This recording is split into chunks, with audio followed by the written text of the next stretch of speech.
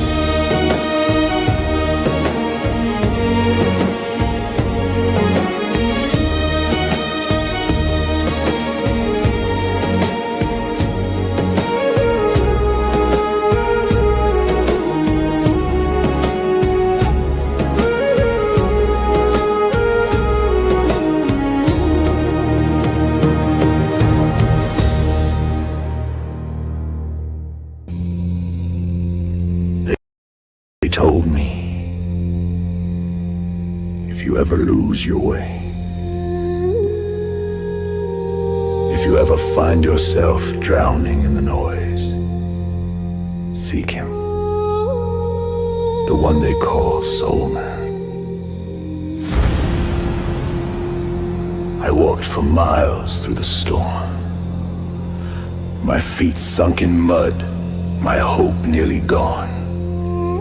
But they said, if you need guidance, if you need soul, never be afraid to go to him.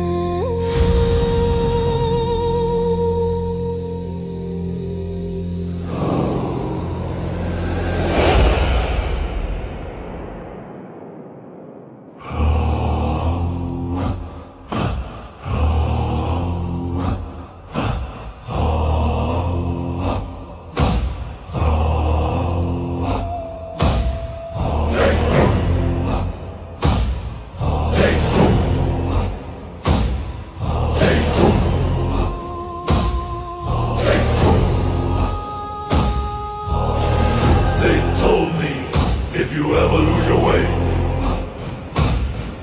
if you ever find yourself drowning in the noise, seek him, the one they call Soul Man.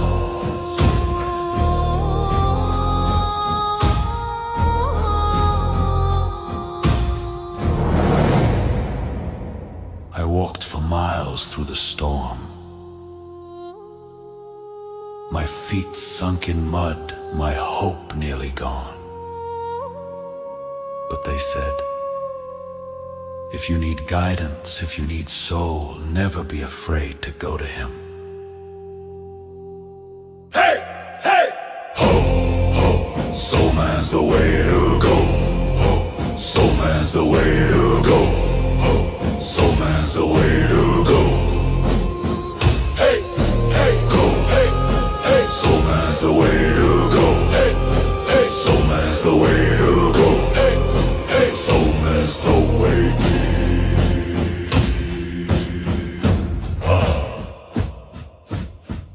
Hey, oh, Soul Man's the way to go.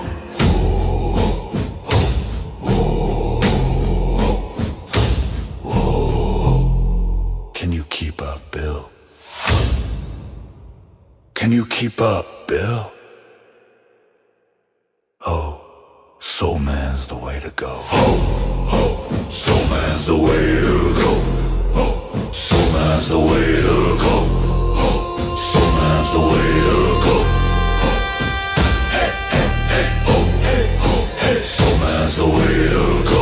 Hey, oh, hey. Soul man's the way to go. Hey, oh, hey. Soul man's the way to go.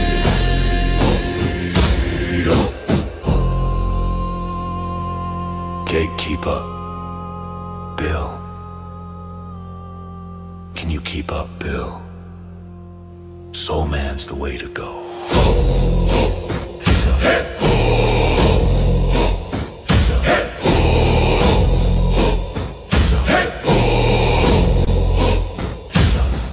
Ladies and gentlemen, this is Aaron Gibson.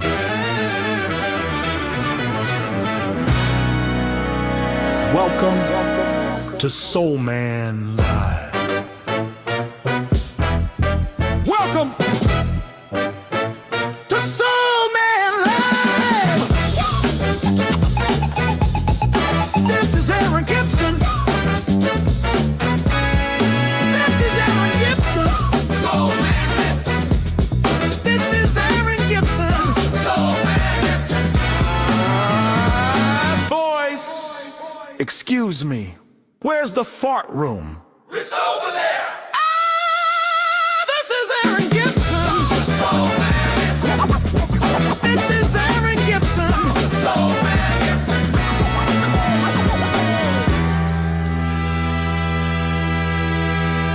Ladies and Aaron. This is Aaron Gibson. This is Aaron Gibson. Soul Man Live.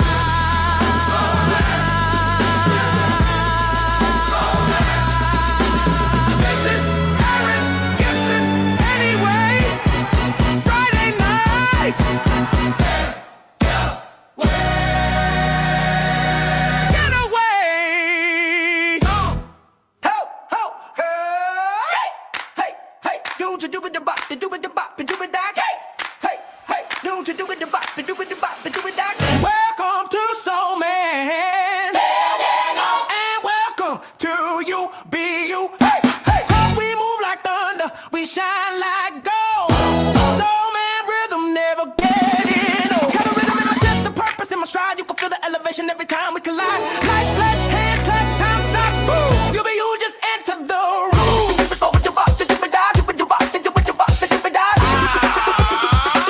Bill, you brought that fire. Soul Man, you brought that groove. And let's give it to him. Yeah. Soul Man, you brought that groove. You be you to the, you be you to the, and the crowd's electrified.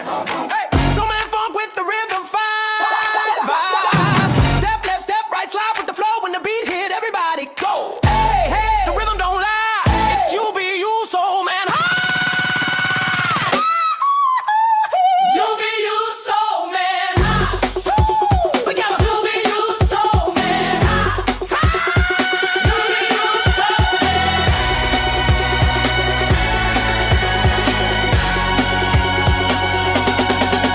you be you.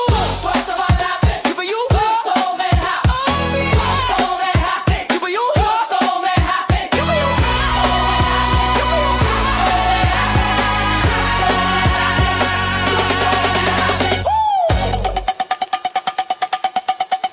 Who be that? Who be you? Soul Man live. Who be you? Soul Man live. Soul Man live. You bring the light. You bring the jail.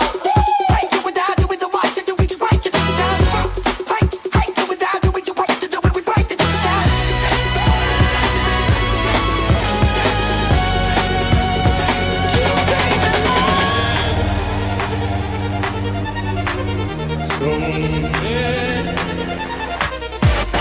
Soul Man!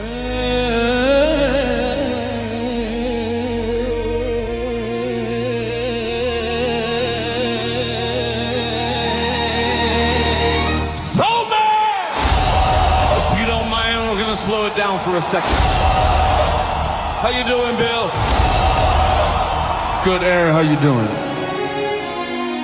We're doing great. All right. Ready. Let's go.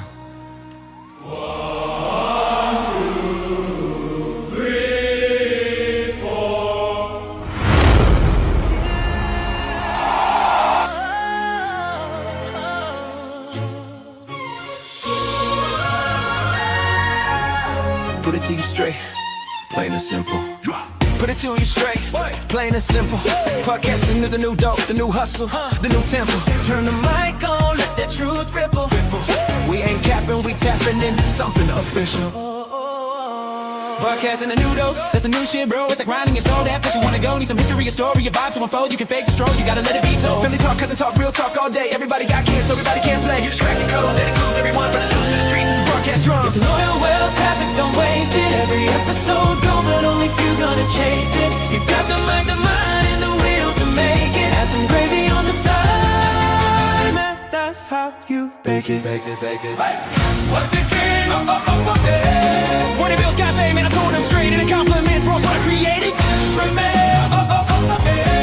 that real talk, no club, no debate. You ain't feeling baby, too late. Money in the air, that's a factor. I caught bingo. You hit it, that's $1 million thought. You start someone up, they blow, take 10. That's legacy building, do it again and again. You ain't gotta sell dreams, just speak your language. Hard life, talk, pain, talk, joy, talking. Podcast doesn't matter, it's more than fame. It's the future truth. See your name. It's the new dog, yeah, that's the new hustle. Mic check, 1, 2, flex your muscle. Real talk, real hearts, no muzzle. Your story to go.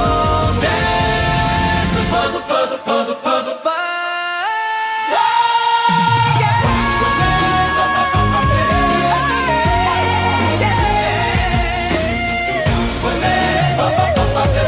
Turn your story to gold, that's the puzzle. Plain and simple, keep that flame lit. Podcasting ain't a trend, it's the game shift. You got something to say, then say it loud. Welcome to the mic, welcome to the crowd. Right.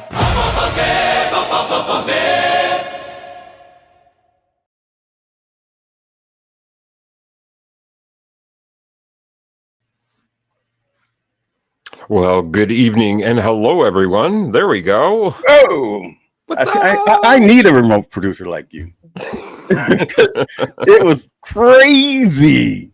First of all, LinkedIn, I don't know what's going on over there. Don't really care because, you know, we're doing great over here on YouTube. We're on Substack. We're on Instagram. We're on TikTok. We are killing it. So what happens, right? Exactly, man. We go with the flow. So my name is William Rochelle, but you can call me Bill, and I am with my new best friend. Other way. This way. Oh, that Point way. to the opposite direction. Yeah. Oh. There we go. Really? Yeah, fist bump. See? Ding. Okay. Yeah. You see, I'm learning so much. Aaron, it has been such. Wait, my name is William Rochelle, but you can call me Bill. Welcome to this first time collaboration with UB Live and Soul Man. And ladies and gentlemen, may we all take a bow from Mr. Aaron Gibson out. Oh, don't bow on my behalf. Well, I hit my head on the microphone. It's okay. So, what's on your mind, Aaron? Okay, nothing. So Fleshy mouth. I don't know. So let's mute him for a second, okay, guys? I'm doing this specifically because you mess with Nicole all the time, hiding behind QR codes and little things up there, making sure that we know that you're the real man in charge, the remote executive producer. Am I doing it? Or should I go this way? Yeah, we got good. We got good. Okay. Nick, everyone out there, I want you guys to know how much this man loves Nicole and Galindo. How are you talking? Not that I muted you. Oh, you did. Oh, this is crap. Go ahead, you do it. Say it. Come on. No, that's not fair. He thinks that you're fantastic, and I want to thank you on his behalf because Aaron is such a blessing to so many souls out there. And it's very unusual for me to feel connected And connected is a very, very, very strong word for me. Connected to someone else. Not a quid pro quo, not a, anything. I just feel connected to him. And I've been watching his show all week long. And I've been watching Nick's show all week. So I saw the one where all the authors were on Nick's, and then the book. Oh, hold up your books. Hold up your books. And it had me crying. So if you guys have not gone to see Soul Man live, if you have not purchased your book, and I'm gonna let Aaron now say about the books. Go ahead, Aaron. So the first book was a note. Oh, sorry, I was looking the wrong way. A Note to My Family, I Am Your Legacy, and the second book is A Message to My Family, I Am Your Legacy. Sorry, I Am Here, and You Are My Legacy is the second. Got you. All right. So I wanted to open up with kind of like an Aaron Gibson look, but this is not working for me because I'm getting hot. Yeah, I'm feeling it too, man. Let's get to William vibe. I want William vibe. Yes. All right, here we go. Yes. All right. Now I can put my headphones on. I can hear loud. So there's so many questions I have. And I'm going to start with one that I want to start with this. So you recently said that you're on the spectrum. Yes, I am. All right. And I know many people on the spectrum. And it's very interesting how people don't understand that there are variants. And that if you get it caught early, people can, depending upon the level, how high you are on the spectrum, it's not a punishment. You can work through it. Can you explain to me what the spectrum means as a layperson? So the spectrum, I'm no professional by any means, just that disclosure out there. This is me talking to you. This is and this is I always take care of everyone. For me, the spectrum it's a wide varying degree of the level of autism.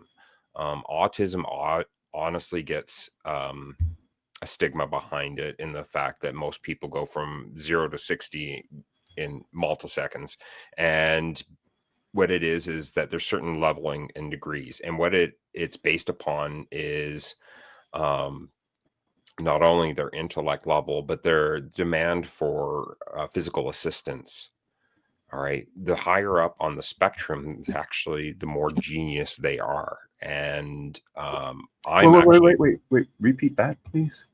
The higher on the spectrum, the more genius they are. Really? Yes, 100%. Those with autism, I know some that are on the upper scale that you ask them a sports statistic, and they can start pulling it from their mental Rolodex like you wouldn't believe. Okay. And of course, as there's different variances and much more wider of a spectrum in the fact, again, it depends on your level of dependency on assistance. So for me, I'm the lowest level on the spectrum. I require the least amount of maintenance, but there's also what you were kind of talking about at the beginning, which is like, if you find this out early, oh God, the things that I could have avoided knowing the things that I know now, what I should have been avoiding and how to properly cope, that this would have avoided me a lot of different other things. Now, that being said, the world has shaped me in the way that it's meant to shape me. And I feel grateful for the fact that I learned later on. And it just, when I talked to my doctor and I finished doing the tests and he comes back, it's like, yeah, like I'm going to tell you now, and right. He was nervous. I was like, what? Just spit it out. I'm already living with PTSD at this point in time. So, what you're going to tell me on this little piece of paper isn't going to impact me that much. And he goes, well, no, you are referred to as what's an ASPE1. It's a low level spectrum person, but there are certain things that trigger you and will will affect you. And that's where I started to do, which is always priceless in this world. And my coach, Melissa Houston, out there in the comments, I see her, hashtag Melissa Houston Coaching and Consulting. Do your research and start exploring what people have told you. It was the same thing that I did when I learned that I had PTSD and realized I need to reach out to therapy and go, I need to put down the gears of war, the machine that I was, and honestly start reflecting on myself. Yeah. So discovering this later on, there's different uniform kind of what I don't know if they say there's different things for different folks. For me, I'm actually light sensitive. But I didn't Okay. discover this until later on. But by the end of days where I was working out in the sun and I didn't have any eye protection, oh my God, my head would kill me. I was very miserable, bitter, nasty. And I mean, everybody else is, doing fine with those sunglasses. And I'm like, okay, this is just a me thing, obviously a little bit weird. Strangely enough, because of the time and era that I came through, autism wasn't, honestly recognized in the spectrum or the broad variety that it is now. It was honestly swept under the carpet. And you weren't even considered to be on that spectrum unless you were a high demands person, which needed supervision. And that's it. They just need supervision, but their intellect is far superior than most. And that's where there's, a big misconception out there. And I'm always And let's debunk that. I mean, so what how do you after you learned that you were on the spectrum, how have you shifted what you normally do in order to accommodate that? Or did you have to shift anything besides wearing glasses to protect your eyes? What it did for me was actually made me more conscientious of my triggers. So the things like when I'm driving, I always I have literally now 3 pairs of sunglasses sitting ready to go because again, squinting, strangely enough in the career that I came through, and there's a thing that we refer to in kind of that area is masking. Because I went through undiagnosed, so I just learned to cope with a lot of the stuff. So loud, sharp noises. I don't like screaming. I got into the army. I was in construction. I was in the worst possible places because I didn't know. However, we learned to improvise, overcome, and adapt. And there's just so many multiple facets within the autism world. It is so intriguing when you start looking into it. And I know that some people go, there's a lot of people, and got to be cautious of this. Again, I went to a doctor to go through multiple kind of tests to figure out where I was. How long did it take them to figure it out? It was a good couple of weeks from the tests that I did. But there are a lot of probing kind of interrogation of your world. How do you feel when you hear like I was in the army when I was getting what we refer to as jacked up in the military, when a commanding officer or somebody of your command was in your face and yelling and screaming at you, like I had to bite my lip and swallow it. But meanwhile, on the inside, I'm ready for war. You've trained me for war and you are up in my face. So I'm looking at you like, no offense, a bag of liquid.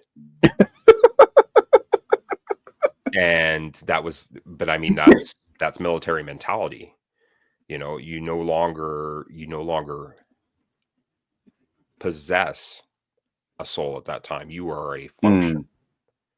And so you look at the next person and you were simply a bag of liquid. And when you get crossed, it was kind of similar to something we were talking about before the show. When we get crossed, where do you go to?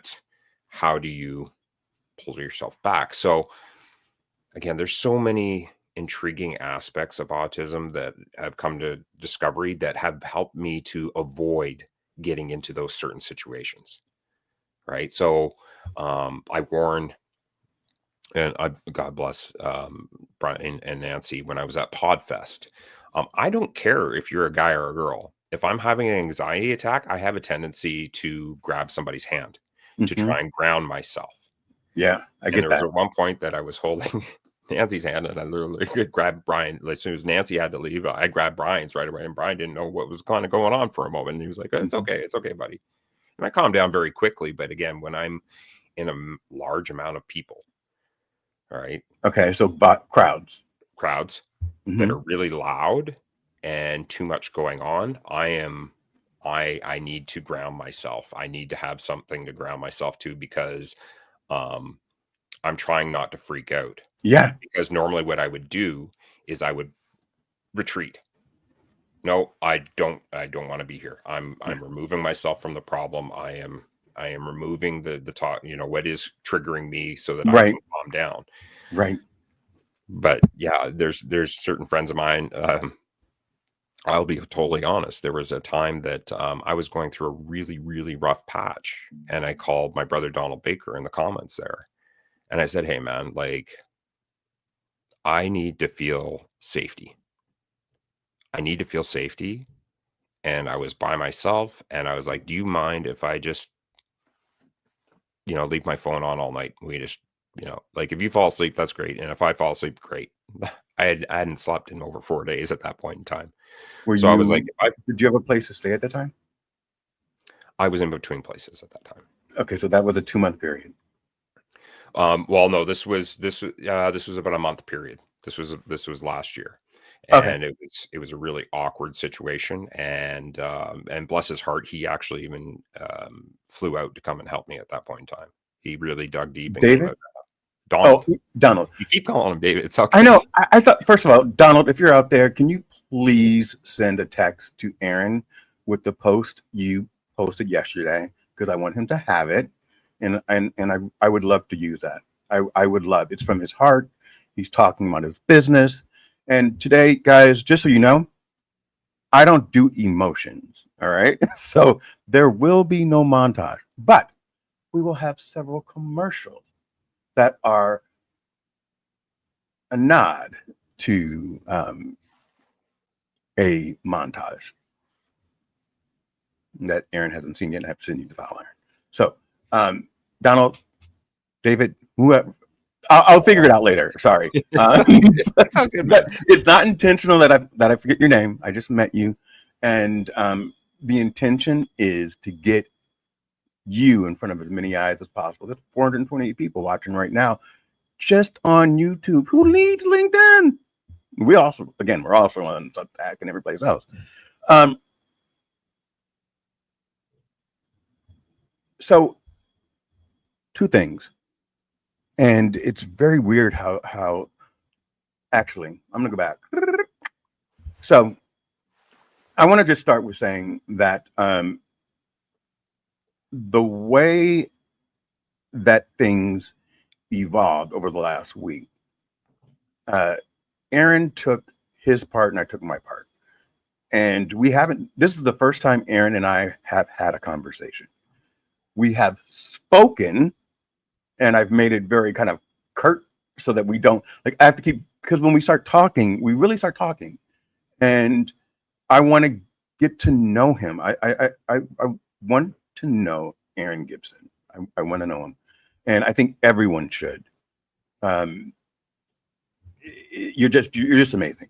But his parts were all the promos, all the great stuff, all the things that you saw, the movies, and it was just really great. But one thing he pointed out there that I was like, dang, he's right. That I'm the heat and he's the light. And that was a really great way to think about it, because we approach things differently. But one thing you said on our introductory call, and I think it was Aaron Gibson called me the first time on FaceTime. I'm laying in bed. I did. And I'm like, what? And I answered it, and the camera came on, and I'm like, and I had to take the camera off. And I'm like, fucking Aaron. So we went outside, we walked the dogs, and one of the things you said is that we have two different styles, but we're heading in the same direction. Absolutely. And it is very, very interesting that I think the connection is going to work. I really do. I'm not going to do this again. I'll do this once a year. Okay, we'll coordinate for once a year. Yeah, then. once a year. But we can collaborate on other things. We can do Oh, yeah. songs. We can do other stuff. But Oh yes. both of us being on stage at the same time, that stress. But the behind the scenes stuff, let's keep it coming. We mouse in your pocket. Mike, stop saying things. I don't know what you're talking about. You know I have anxiety, and so I'm going to start freaking out. I'm looking for a mouse now too. He didn't really say who that was, so Right? it could be me. It could be me. Fine.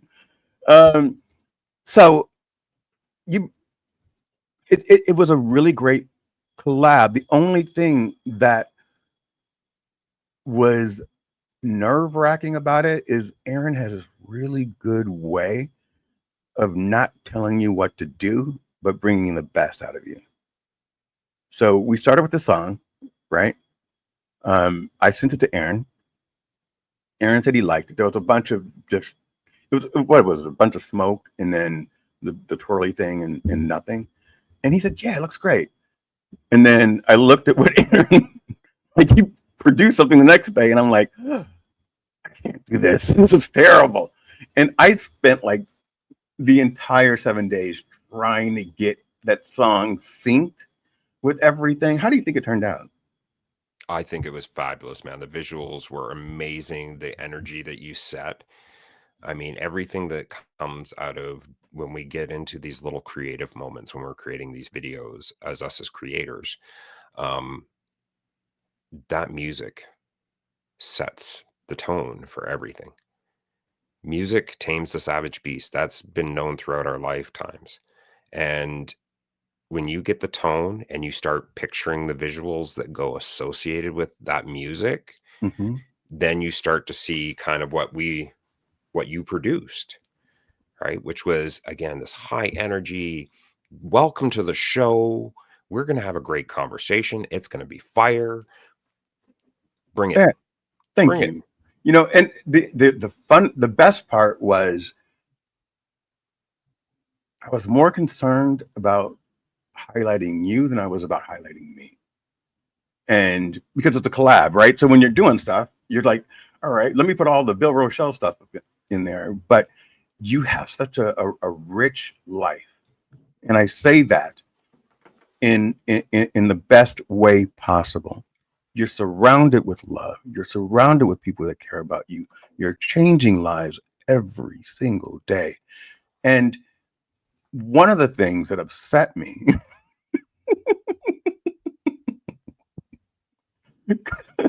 so stupid. First of all, remember I use the English language loosely, so I'm not upset, right? But one of the things that challenged me is I felt like you peered into my soul, and I felt like I was your only friend. And then I started watching your videos over the week. Like everyone says it. It's like you have a gift. And I don't know what that is. You can't bottle it. You cannot bottle it. There is something inside you that is light. Thank you, brother. And a moth is attracted to light, I guess. I don't know. But you're great. Fantastic. And I want you to keep doing what you're doing without any hesitation. Now, what I would like to do is I am going to search for my file while you talk. Be right back. Oh, while I talk, I'm waiting for our commercial break here because I'm Right. Me too. Okay, That's why I'm looking for the file because I need to send it to you. I'll be right back.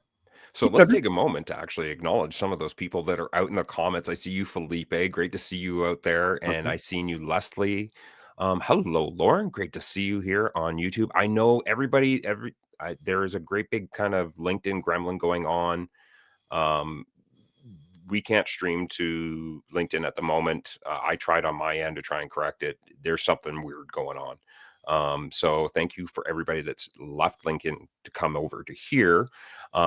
shout out to Melissa Houston, of course. Oh, hi, is that Leia? Is it pronounced Leia? All right, great to see you here, and thank you for joining us for today's conversation. Because this was a collaboration that we decided to throw together, and the timing, the universe just works in really cool ways. Because honestly, my whole schedule originally, when William and I had chatted, was like I was booked, and then my schedule opened up wide, and he says, "Hey, well, would you like to come on to the show?" And I'm like, "Yeah, great." And he's like, "Would you like to do a collaboration?" And I'm like, "This sounds like fun. Okay, yeah, let's do this." So It there we go. was. We are here. It really was. And the issue that I have is that Aaron's very, very structured, and I am. Hi, Kinga. Yeah, keep talking to people. Yeah, I'm just going through. I'm going through the comments right now. Just try and get everybody acknowledged. Hey, Shawn Michaels in the audience as well too. Great to see you out there. Of course, big shout out to OG Mike confusing us about mice earlier. Why was that? Like, why, Mike? He's just concerned about our well-being, man. It's all good. We appreciate you. Thank you. Thank you. Hi, Jackie Albert. Great to see you in the audience. Thanks for everybody just showing up on a Sunday, getting ready to kick off the week. How do we find Guiding Brilliant Writers? And how was that started? And what's your connection with it? All right. So my connection with Guiding Brilliant Writers, which was originally The Gifted Bipolar Writer, that is my baby sister, Nicole and Guy Galindo. Both her and I started off 3 years ago, we're almost 4 now, on LinkedIn together. And at that point, she was just working at becoming an author. And was doing her thing, and I was working as a remote producer for Voice Your Vibe at that time, for Brian Schulman and Nancy Deborah Barrows. Big burly hugs. Voice Your Vibe, yo. It was during that time that I used to do all this all the time until LinkedIn basically started putting comment barriers up. I used to start paging everybody. So if there was a really good program on and I thought people should get involved, I would start paging like 40, 50 people to come and join the show and just have a good time and support others, which is a lot of what I've built this kind of brand on, is just showing up and supporting others. But other than that, you can find Nick at the GBW on YouTube. All right. But if you do need to contact her, the best way to get a hold of her is on LinkedIn. All right. And you can just shoot her a DM or email her, but I don't have her email handy here. I think it's Nick the GBW at something or other. Hold on. Wait. I know she sent it to me the other day in WhatsApp. But all the books that she's done, we're up to, I think this is now her 6th book. And we are at the moment downloading. Do you want me to roll it for you, man? I can put it up for you. Yeah, I have to get it to you first. Oh, well, which one did you pick? Oh, right. No. You have. You can do. Did David send you his? Well, we had Donald. That one promo you asked me to send you last night. Go ahead. Perfect. Okay. Roll it. I'll throw it up for you. Give me a sec here. All right. Collab. Executive remote producer for Nick Never in control of the live show as well. Yeah, I guess I missed. I failed on that one. I need to get out of this tie. I'm sweating like a pig, but I'm having most fun. Here. We'll get things sorted out here. Let's do this. And here.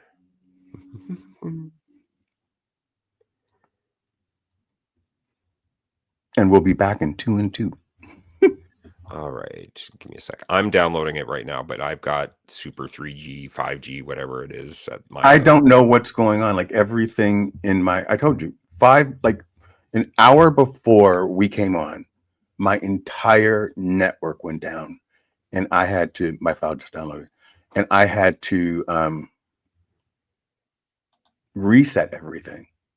And my television and everything else would connect, but my laptop wouldn't.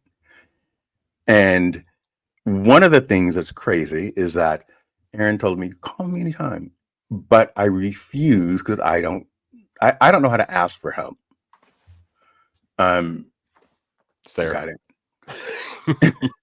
You got yours first. All right. So let me get this off. I'm going to add this one to the stage. Okay. Got you. Ladies and gentlemen, we'll be right back. Don't leave, please. After this commercial break.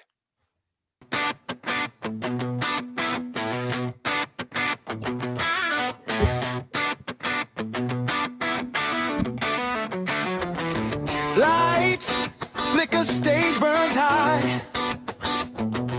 Sweat drips, heart won't stop. The groove it grabs you, pulls you tight. Every beat a war, every note a fight. So man, love, feel it in your chest. So man, love, giving it his best. So man, love, no rest, no fear. So man, love, you can feel him here.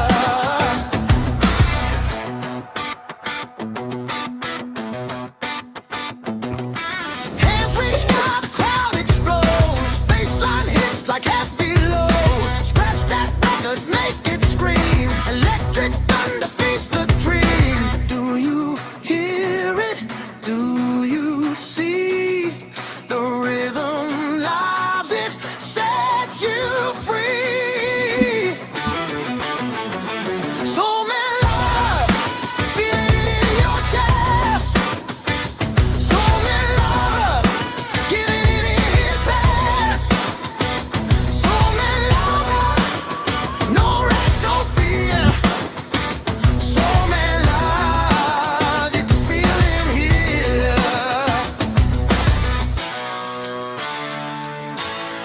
Oh,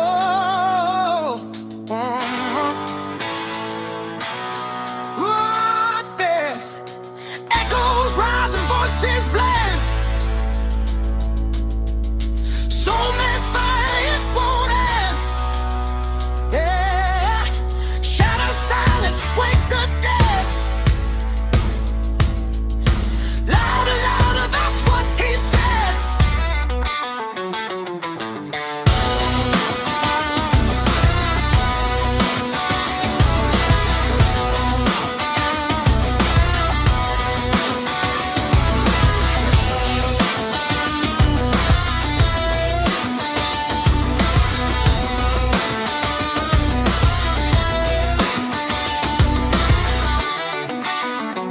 Soul man, love, feel it in your chest. Soul man, love, giving it his best. Soul man, love, no rest, no fear. Soul man, love, you can feel him here. Soul man, love, soul man, love, soul man, love.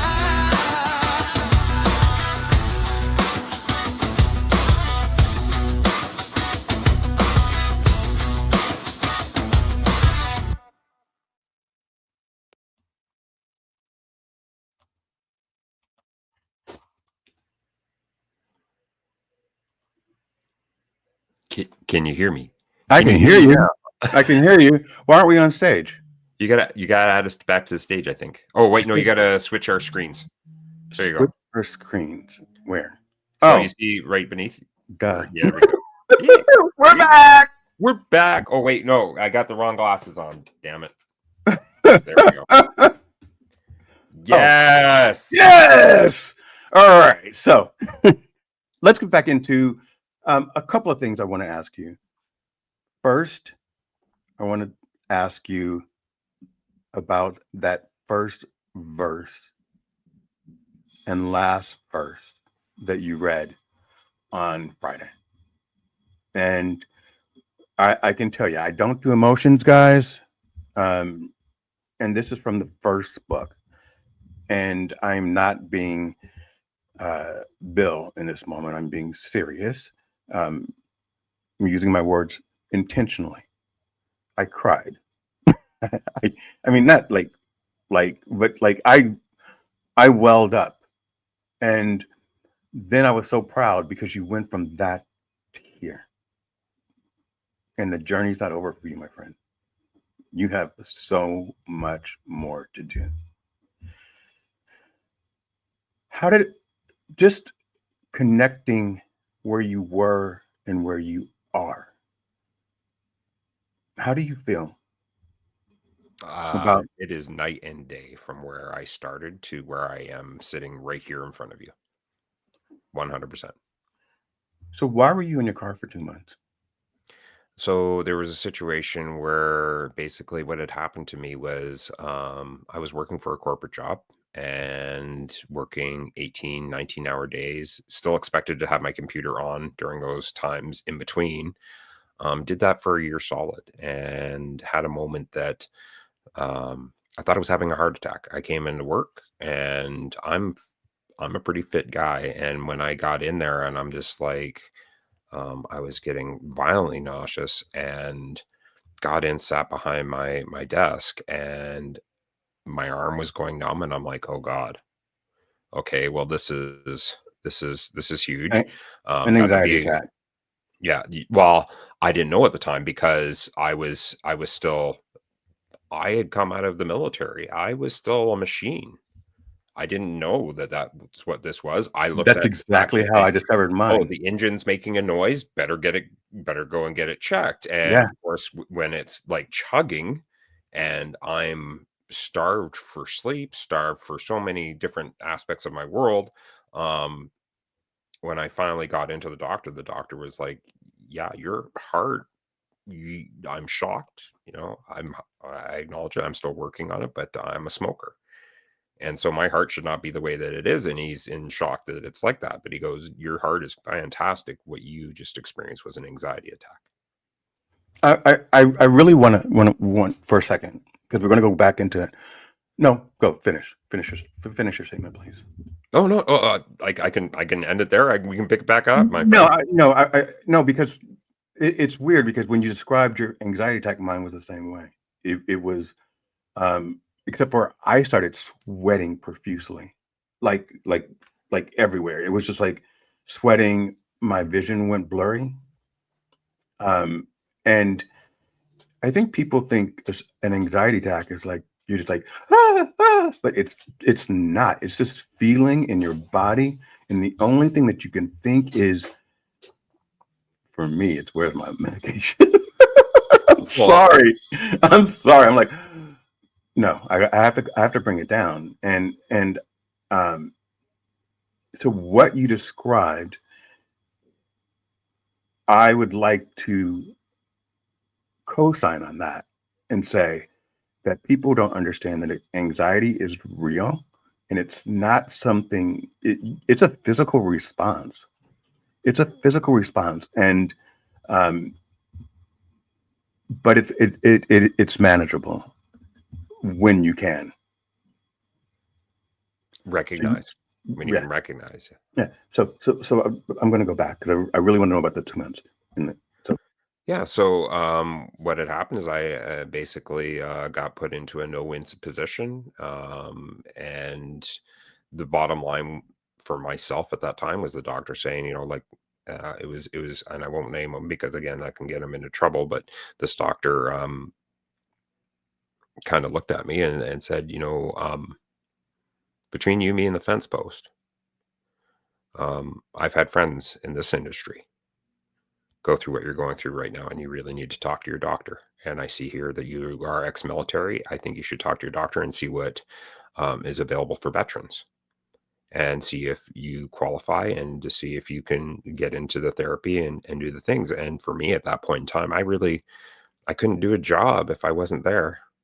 I was fighting to roll out of bed in the morning.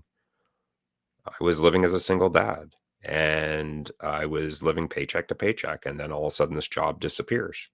And so I was in a position of where I had to move in with others.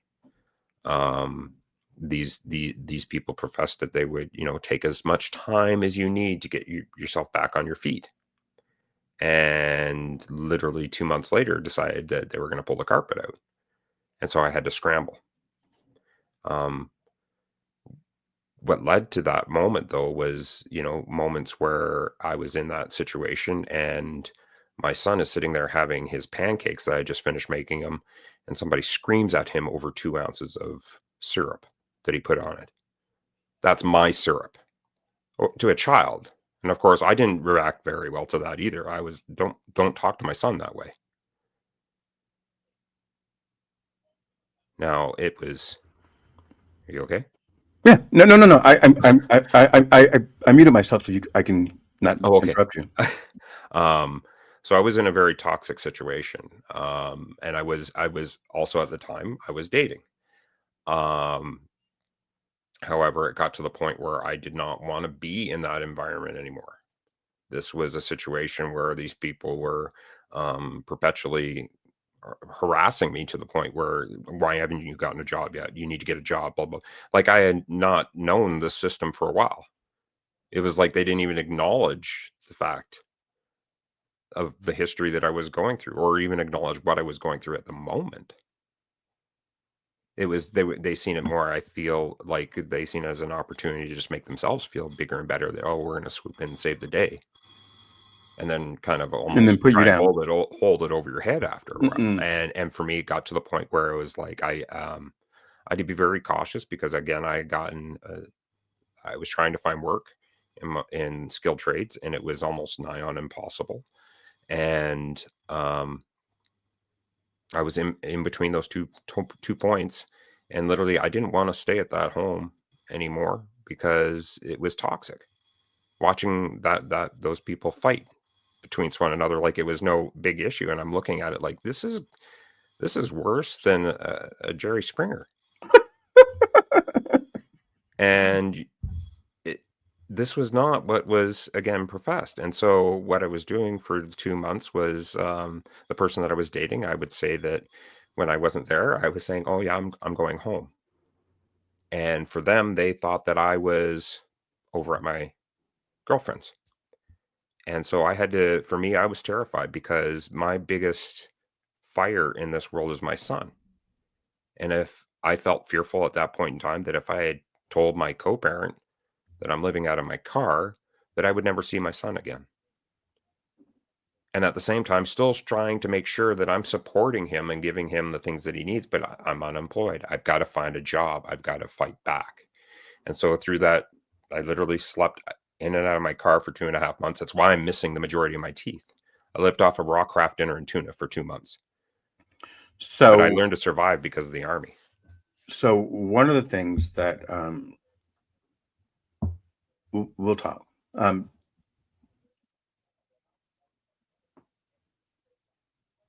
I knew in my head that you chose to live in your car. I knew it. I mean, there was something that said you were at a point, without knowing the story, right? That you were at a point where you could do this or that, but protecting your mindset would be more important. And I also had this feeling when you described it that it wasn't, and forgive me if I'm wrong, right? It was living, it was displaced.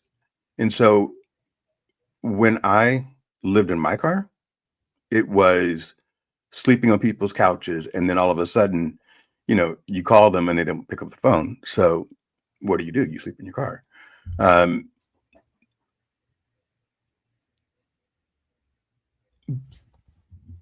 How did you get out of that?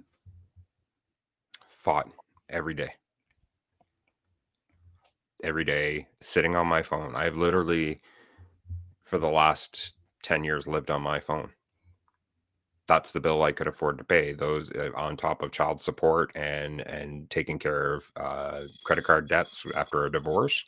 Yeah, I Have you I ever, did it on my phone, and I was on there, and I was plugging away trying to find jobs, and I was also on LinkedIn at that point in time. so trying to find jobs, how long did it take you to find a job, or how long did it take you to find a job that you're comfortable with? Well, That took almost a decade, my friend. Well, actually, no, I'd say it took 25 years to find the job that I'm working for now. Mm, My job is my dream job now. Um, but for that back then, I mean, skilled trades. There's a huge skilled trades is going through such a struggle right now. Um, not only and I don't be mind being the pillar point on this is there's a lot of skilled trades out there right now not making overtime wages. yeah. 100% not making overtime wages so that the company can save a buck when it's their blood, sweat, and tears, regardless of which gender they are, that is out there making that work happen. It is them that are creating the return calls because of their Yes. service and the level of service that they're providing. So, for me, it was try and find a good skilled trades job and one that was going to fit the role that I was in. Me being a journey person, um, I'm at the higher end. So I'm also a lot harder of a hire because now you're taking on somebody's a lot more expensive to bring onto the payroll. Yeah. And normally when you bring on the older cats, if you've got the right crew, and this is the mindset out there, that's why I feel it's so archaic. Um, the mindset in skilled trades, you can either have a good thriving company, and I've worked for those companies before, or you can have the toxic companies where you're a number and they don't care about your well-being. They don't care about your quality of life or their balance. And you know what? They're not going to pay you overtime wages, but they're going to tell you that you're going to be working 12 hours, whether you like it or not. Because if you say no, then they're going to find somebody else to fill that It role. will. Yeah. And they dangle carrots in front of you, by the way, Mhm. guys. So, this is how you do it. You have to work through it. Um, so two things that you said that I want to tie back to. First, I do the exact same thing that you just said. You mentioned something or somebody, I don't know exactly, but you said I will not say their name because we'll get them in trouble. People don't realize that it is restraint that I am not saying your name right now. And that doctor did nothing but good for me by saying that. Okay. That was a man-to-man conversation, and he was very, Yeah. "I need to be man-to-man with you about this." Yeah. That was a step above that I'd never seen a doctor take that step before. Normally, they're supposed to be very closed-mouthed. You have to come to that on your own conclusion Mm, and determination. They don't normally say something like that to you. yeah. Good. Um,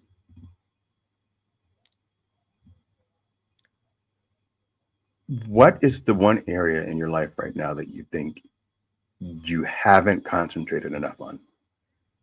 Oh god. I should pull Melissa Houston up here. Bring her up, Melissa. Do you want a link? Come on uh, up. Listen to the link. um, I had that's just it, man, is when you get to I look at myself kinda like a mix between Keanu Reeves and The Big Lebowski, the dude. That's kinda me. Okay. Um, when you achieve a higher perspective in your world and you start looking outside of the box, more than just yourself, you're looking at others and you are seeing what others are going through and being appreciative of what they're doing. Just because nobody pointing, pointy stick in your face or in your back to say, hey, you need to appreciate this person. Mm-hmm. When you get to that point of higher vision and opening up your opportunities, you just want to grow in every direction that you can. I was very close-minded in my younger years. I was a lot of piss and vinegar. I'm Gen X. Yeah. We didn't have time for emotions as we used to say. But now I've Yeah. made time for those emotions. Good for you. Right. I am still a work in progress. Normally, and this is how I feel with mine. The emotion part is because I've been hurt so much, and so you protect what you are. That's natural. We're going to protect our energy. We're going to protect our anxiety. We're going to protect our spirit. We're going to try to remain as closely aligned with the vision that we have for ourselves. And when I walk away, from something, it's very clear. I walked away from something recently because of you. No, not because of you. No, I spoke. So Jackie Hallberg, I hope everyone didn't tell you because then I'll be really pissed. But Jackie Hallberg talked to me on Friday because I was freaking out. Oh, that's so good. We reach out to those people that support us, man. So I sent everybody, please share this on LinkedIn. Please, please, please, please, please. That might be why LinkedIn kicked us off, because I got into an argument with someone. So I asked someone, hey, would you share this for me? Or I sent it to everybody. And this one person said, wait, what have you shared of mine? Now, hold on. I have written in this community group at least 4 articles about each member of the group. I have forwarded GoFundMes on behalf of the group. Right? I can share that text right now and blow you out of the water. But you're not. That's restraint. Mm-hmm. So you can talk as much crap about me, and I leave the conversation. And I left the conversation, and I said exactly why I left the conversation. And it took every ounce. And this is in the middle of me freaking out about this, right? So at the time that Jackie's counseling me, someone else was saying, well, what you gonna do for me? Now, I don't know if you noticed this about me, but I share everybody's stuff. If I see it, I'll do it. But just like you, and I'm amazed. First of all, you're super organized, but I don't see everything. Like you said, you didn't see Donald's post, right? I don't see everything. So unless you specifically say, Bill, will you be here? I may not. I may not have gotten it. But if you say show up, I'm going to show up. I will be the first person there and the last one out. I will share your post. I'll show Donald's post. I'll share Nick's post. I don't know these people. I don't know you. It's what I call. So this is the name about the first year that I was on LinkedIn.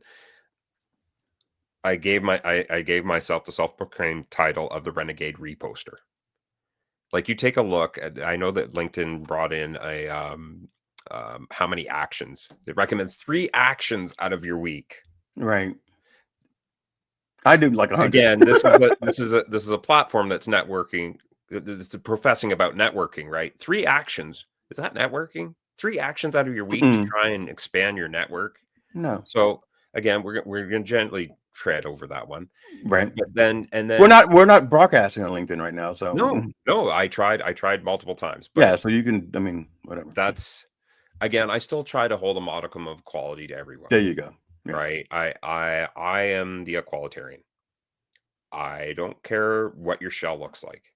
It's what your core that determines how I regard you, and whether you should be. How do you regard me? Well, you were absorbed into the family right away, and there's a reason for that. He wasn't expecting the question. And this is a fun little story that I didn't tell you. I was saving it for the show. Is that, and actually, I've got one person. Again, I'll bring her up again, but that's my coach, and I had talked to my coach. I said, you know what, we're having a conversation on like people doing their thing, finding their niche. And I literally told her, I said, I'm all for anybody that is out there pushing a positive message. I don't care if they are doing something similar to me or if they're not doing something similar to me. They are at least pushing a positive message. There's more, the more of us that get together. That's why I wrote that song. Two flames, one fire. Yeah, yeah, More light, more fire. yeah, yeah, yeah, yeah, Right? yeah. You bring enough of us together, that's going to be one hell of a party. It's And going to make be sure I'm about explosive. to pull my finger. No, shut up. I don't know why. I do not know why your little fart jokes just like they upset me. I'm like, stop talking about farting. And then, so I got to. We don't talk, but we have a little conversation back and forth on WhatsApp sometimes. And then you started explaining to me how you made the sounds, and I'm just like, it still doesn't make it better. What are you talking about? Oops, Okay. that was real. Shut up. And in that one short, it literally looks like you crap yourself. Yeah. That's and run away. That's why I'm just like, I've looked at it like 3 times, like, why does he do this? But it's like you have to watch, you have to look. It's your energy. You're just like, I don't know. Anyway, One of my you core principles, man, is to make a person smile. I don't, any person, strangers, I do it all the time. You know, and the really weird thing is that I have complete strangers come up and just start opening up to me. That's because the worst day. there is something, you have something, you have it. And anyway, I'm gonna stop saying it because do you remember Arsenio Hall? Of course, I remember Arsenio Hall. So what would annoy me is when Arsenio Hall would bring on Eddie Murphy, and then they would start like both like, "Oh, you're the best. Oh no, you're the best. Oh, you're just shut up." I mean, just let's have a conversation. Yeah. Have you ever done a GoFundMe? I did. I actually did a GoFundMe when I was in a really unfortunate situation. I had finally gotten to the point. I'd finally gotten to the point where if I didn't make that change, again around the same time that I was living out of my car, if I didn't make that change, I was going to lose the car. I was going to lose my phone, and the next step would have been completely out on the street. So there was no alternative route. There was no other places to go. There was nobody else to reach out to at that point. I had to make an effort. Would you accept a GoFundMe? You know, at my point now, my friend, um, I'll be very candid. Actually, we'll even switch the glasses here because it's kind of wigging me out, but I'll still put glasses on. Oh, there we It's go. wigging you out. It is. It was kind of wigging me out. There's a certain thing, little segue. There's a little thing that's called filtering. Mhm. And it was how I learned to actually read again after I was brutally assaulted. Through Brutally the rib. assaulted. Where the hell did this come from? The chapter that I was reading to you on Friday, that was from when I was assaulted. Okay. All right. So okay. There's lots to go. There's lots. There is. But you know, because I care about you, it's hard to hear these things. If I didn't, it would be easier. If that makes sense. But because of the and I don't know you from back then, so maybe you should have been attacked. I don't know. No one should be attacked. No, I'm not saying that. So scratch that. But you know, the person you are today, like, I'm so happy you're here because you're helping so many other people. Our discussion about autism and people looking at you, and you could be the face of autism, and after all you've gone through, it's amazing. It's amazing. And that you keep a positive attitude, you keep lifting others up, you keep finding ways to make people feel better. And at the same time, how do you have all these things spinning? Because you had like 9 shows this week. I was on the floor crying in a ball on Friday over one. That's just conditioning, my friend. That's just conditioning. You got to remember at literally we're working on the 4th year now for me. I've had a lot of conditioning. I got a lot of great training from the people, Brian and Nancy, when they brought me on Voice Revive to teach me about production. They took a lot of time with me to teach me a lot of the in and outs, and I'm always, always so grateful for them bringing me under their wing.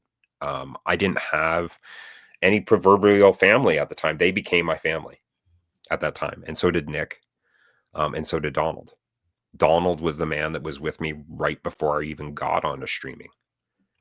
And the family's just grown into this beautiful family now that I have of people giving back that are selfless, wanting to just genuinely help somebody else, regardless of who they are. And there's those that obviously take advantage of those systems or maybe don't fully understand the capacity of what those people are offering. Aaron, But they are part of my circle and they are valued every day. There's not a day that I don't wake up that I don't think of each one of them, and grateful to the fact that I want to wake up and get out of bed now. Aaron, We Aaron, ride together. Yes. I asked you, would you accept a GoFundMe? And we're talking about Donald. I So know. I know, because you I don't want have- to talk. You don't want to focus on that question, and so you diverted it. Well, I did because I don't know. Okay. I'm still struggling as a content creator. I am struggling. I've donated a lot this year. I've done a lot this year. And end of the year with certain things going on. But I have this feeling of something big coming my way. It is coming. So I your way. don't want to take on a GoFundMe and then moments later say, you know what? Because if I do, the next thing I want to do, if that ended up happening, if my fortunes do change to a point where I am, making money off of what I'm doing, then I would just use that money to elevate Soul Man Live for charity. I want to be one of those content creators that is literally walking out and handing out blankets to those out on the street during the wintertime here in Calgary. Having the ability to just go out and do a grocery shop. Hi, we're going to take you, or just show up at the till for somebody that you can see is struggling and just pay their grocery tab from. That's where I want to get a sponsor involved in Soul Man Live, is where I can start to do those things that actually give back to the community a little bit more. And then chance, hopefully, no, we're going to manifest it. It's going to happen. It's going to happen. I want Soul Media Live production to be a production tour. I literally want to tour the US and Canada. And I want to collect all these fantastic content creators along the way when I do this. And I think you can do it too. I believe I can. And that's why I say I'm going to manifest it. And I know my coach will back me up on it. I've talked to her about it too, is that, this is where I want to go with it. I want an opportunity to make the right kind of money. It's not to make me rich. I have a fantastic job that is doing that portion.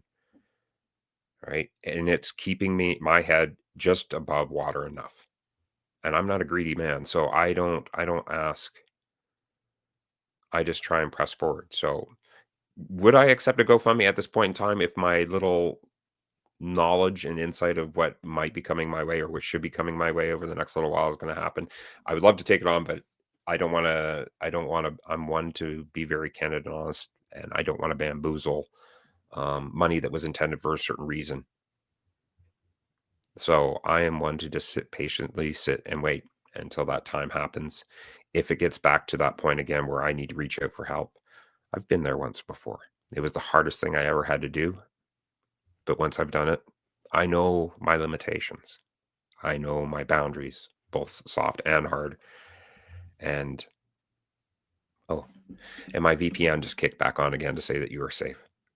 It just totally took me off your screen. I was like, oh, hi, VPN. I don't take any more than I need at the time. I'm a survivor. This is the way the Army trained me to be. Good. So I'm if that glad money that can you're go a towards survivor, others- but you're also meant to thrive. And I know that you want to give it to others. And I'm not, and the answer is no, you don't want to do a GoFundMe. It was just a question, right? We're just asking questions.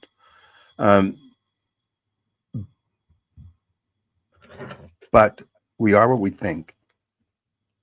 So I would challenge you to get what you've been trained.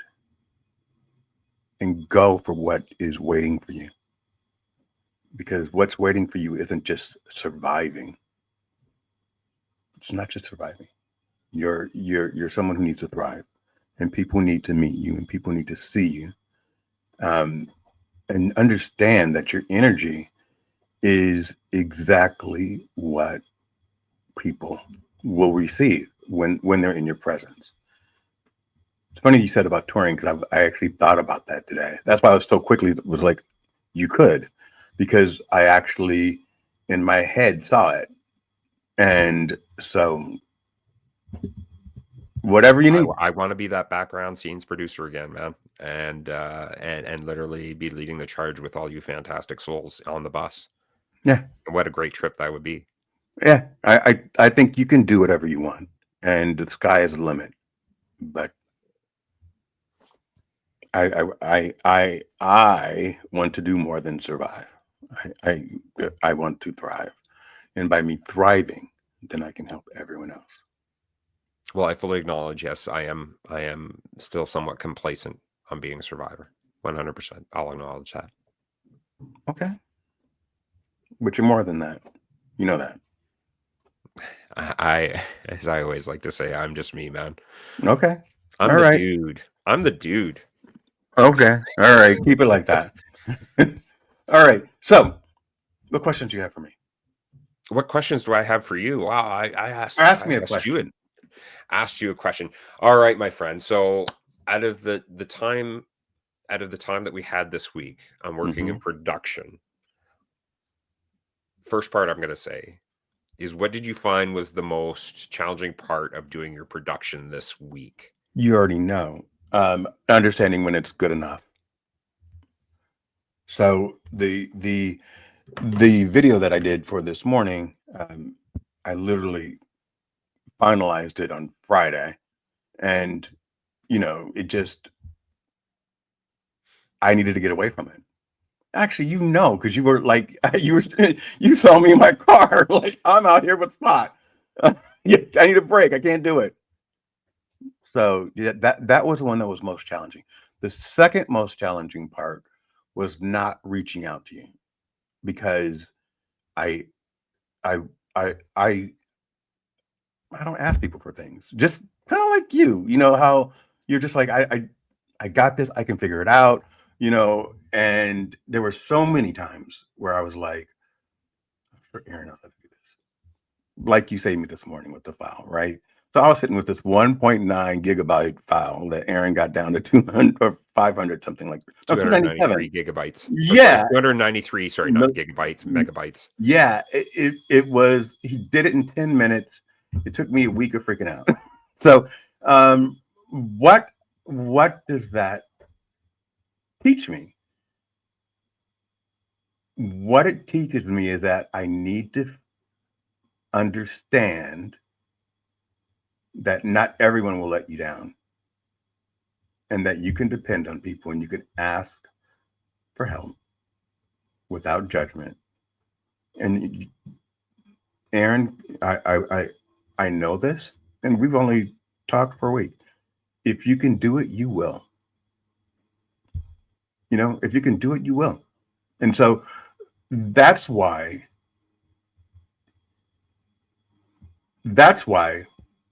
my baby sister was released today, because that's one of the people that has held you up, and you guys have held each other up, and that relationship is so special to you.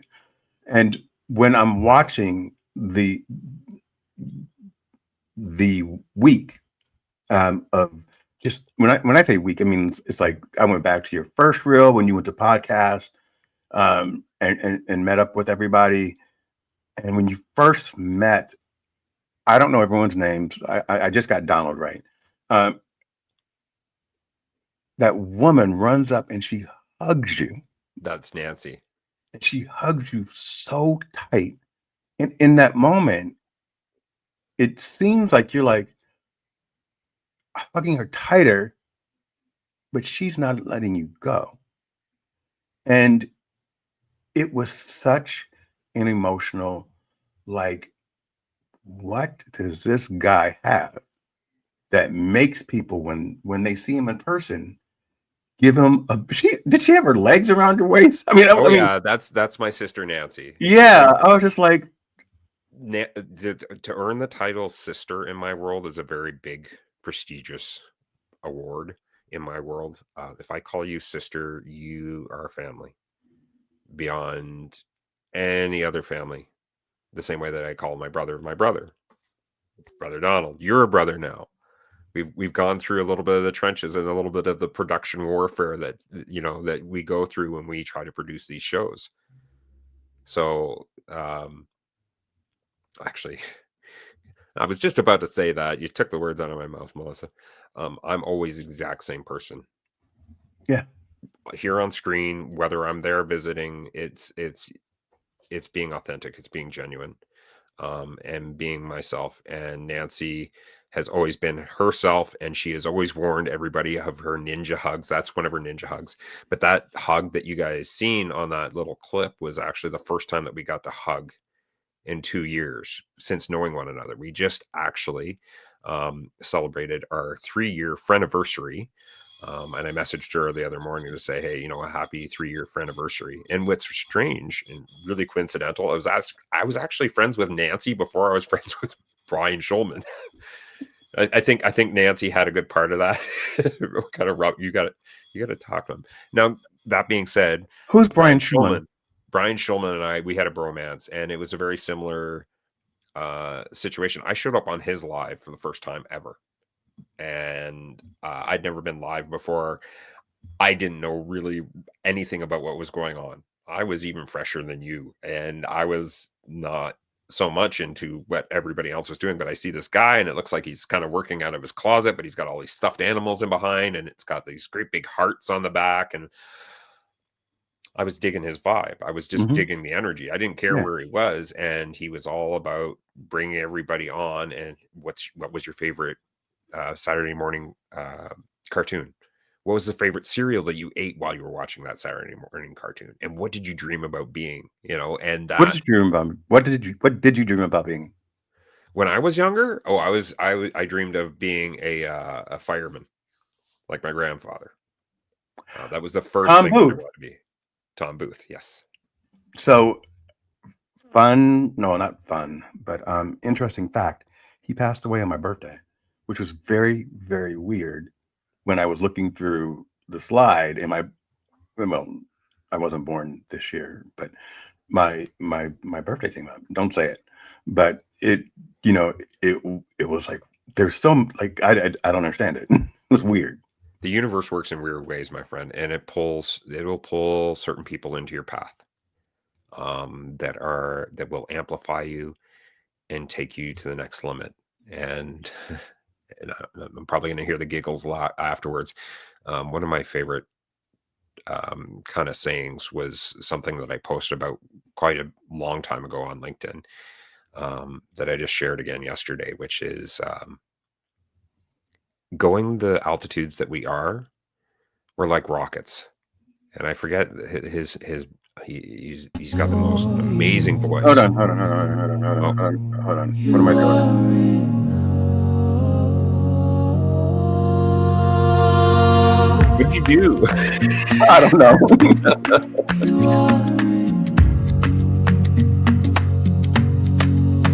Sometimes you rise, sometimes you fall, sometimes you don't feel seen at all. But baby, that fall saved your soul.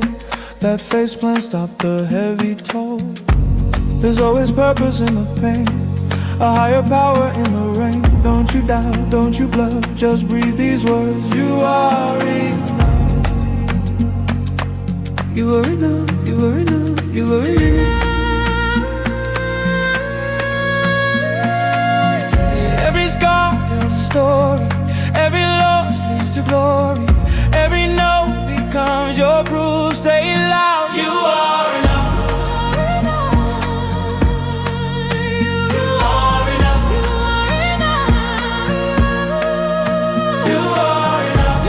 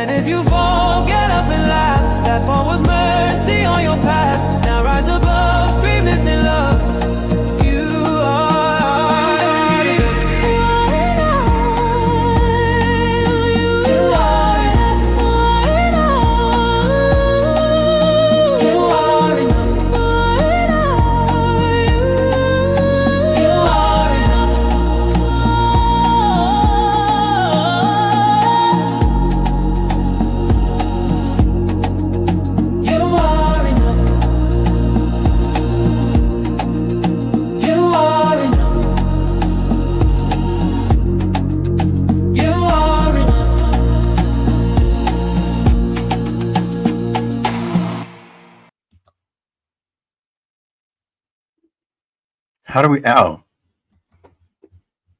so first of all, I don't know what the hell I'm doing. It's all good. so I can't see. I'm doing all this crap. Music starts playing. Donald's like, just let it play. I'm like, okay, fine. We could have used that break anyway. So that was my version of an emotion. So I hope you liked it. It was, I call it a Loved commercial it. break. But yeah, it was really good. So what's up for next week with you? I know we have a huge Friday. Oh my God! Yeah, you've probably seen a few of the new releases going out on YouTube. Wait. I have to stop you. I'm so sorry.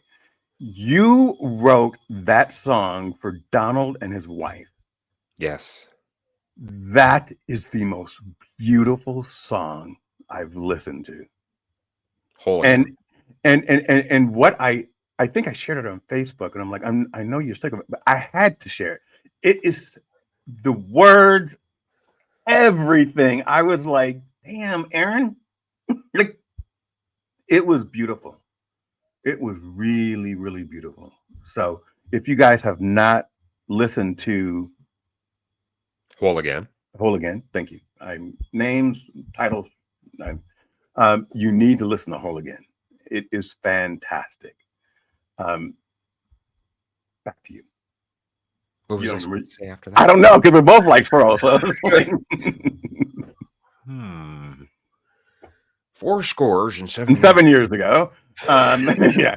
So no, so we went, I cut people off because not intentionally, but I was thinking about it, and sometimes I forget. So I wanted to give you that praise right there, because it is it's deserved, and it is, and I've written it, but I've never gotten a chance, because we don't talk, to tell you in person. I appreciate you, brother. I really do. But we weren't talking about this long, so I pushed this off into another direction. So how do we get back? Well, you were asking me what questions did I have for you. That's where we Oh, kind of spun off. there we go. And I had asked you your question, and then I was What going to give you was your some. question? Well, what did you find the most challenging this week out of the production? Right. And Okay. so the one thing I wanted to follow up with you is that your growth from your shows from weeks prior has been phenomenal. Again, your music choices, and you can see the effort and the heart that you're putting into your work. And Yeah. And I was pissed at you all week, because so this is how Aaron operates, right? So I sent him a file, and he's like, this is dope. Even Dylan loves it. And I'm like, okay. And I'm looking at it, and I'm like, it's just a bunch of steals. And Aaron's like, just like, your stuff is fire, right? So it wasn't until I sent you the version, the almost finished version of the one that we actually did, where you were like, this is what I expect. And I'm like, why didn't you say that earlier? So you should let me because you have to come to it on your own. It's not for me to tell you. This is your show. This is your production. This is the way that you want people to see your message. And so that's why I push the way that I do is, yeah, I'm going to tell you that's fantastic. But you drove yourself. Yeah. And pushed yourself harder than I ever could have. Yeah. Right? And look at the result. Your heart is on that video. All the videos that you've put together this past week. So your heart is showing more and more in the work that you're doing, and you are growing and evolving at the same time. Our entry point into where we came in, you may be fresh and new, but you're going big places too, my friend. Hey, well, you know what? And we have so many similar philosophies. There's room enough for all of us. I am not in competition with you. If you rise, I am going to clap for you as hard as if it were myself. I really, really would. And I truly believe that when you give without expectation. 100%. You give without expectation.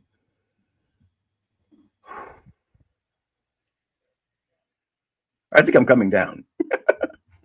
Never I know I get that a kind of need buzz for thing, confirmation. don't I? Huh?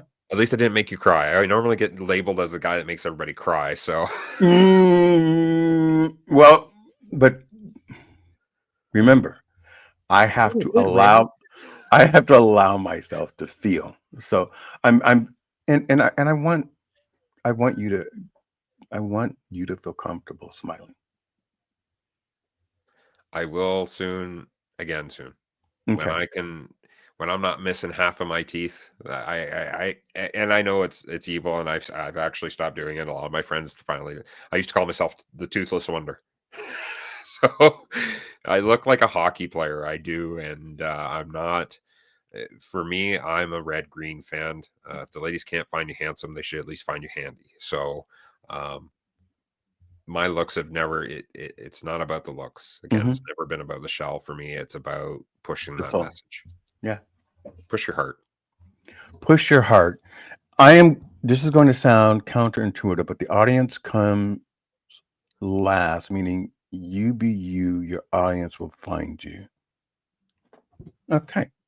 You actually that's one of the things that you said to me the other day.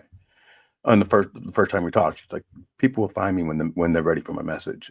100%. That's profound. There were so many little profound nuggets that you were like dropping, and I was just like, wow, like this guy's great. The only thing that I wish we could have done better, which we will, is communication, because I was so hesitant to communicate with you, like to reach out and things like that. Plus over text and because I don't know what a shoot is, or whatever you said it was, like a hat or a cap. So some things get lost because I use the language very loosely, and I think as we grow and we know each other better, I think the communication part will be easier. But I'm a hard shell to crack, so Oh, yeah, welcome to the next bromance, brother. yeah. It You're really my next is. bromance after Brian Shulman. Oh, okay, there we go. The bromance is still alive and well there too, You know, as well as Donald Baker. so Donald and everyone else. So the biggest problem that I had this week, because I had so much fun, is on Wednesday. I was I was like, oh my God, this has been very, very fun, but it's going to end. And I was like, oh. And when I said we'll do this again, and we definitely will, but I think our goal would be to work on other things. And I don't know about you, but I like to keep I like to keep people guessing. So go ahead, follow me to Substack. I'm just going to evolve while you attempt to rise. I have a question for you. Shoot. All right. So I'll tell you. I'll talk about this offline. Forget it. All right. Okay. I don't want to do it here because it's similar to like the heat that I get, and I that's not the energy I want to bring today. So, well, the one thing I was going to say though, man, is the communication. It takes time. Yeah. Right. You have to trust people. And it's also really foreign when you come across an individual like myself, and it's because part of me is an empath. I believe that. I feel when you feel angry, I feel angry too. I just have learned over the years to really contain that. So when you're feeling the anxiety and all that stuff, that's why I feel I'm really good at the production, because when I'm doing the production, I can see if Nicole's feeling anything, even the remote bit uncomfortable up on screen, you'll see me pop up on screen right away to try and calm her or ease her so that she can just get through that next segment and then pop back out again. Right. But to come across individuals like ourselves is a very rare and lucky gift in the world. And it takes a while for you to understand just how open and vulnerable you can be. I've cried multiple times on my live stream before. I've also spent 45 years of my life compressing those tears and putting away tears that were owed and deserved. But that's Yeah. where I've come into this new world of mine where I'm at peace. What? I'm Where do finding you? more peace. Where do you pull your peace from? A big part of it, big part of it is my son. My son is always going to be my energy core, my kryptonite. The other part is me. I've been on a lot worse, and I always get into these situations where I wake up and or I'll have moments too, and I'll be just like, you know what? This certainly doesn't beat me breaking open a can of raw tuna right now. Right. So I'll take this as a win. So when you say raw tuna, you mean Or a can of sorry, tuna. it's a can of smoked tuna, Right, but okay. it's not cooked. It's not in any sort of I casserole get or it. It's anything. It's horrible. literally cracking the can and eating the tuna. Like a cat. Yeah. Yeah, I get it. It's Meow. weird. Our lives kind of, huh? I just went meow. Meow. Oh, meow. He's hilarious. We'll leave that alone. He's hilarious.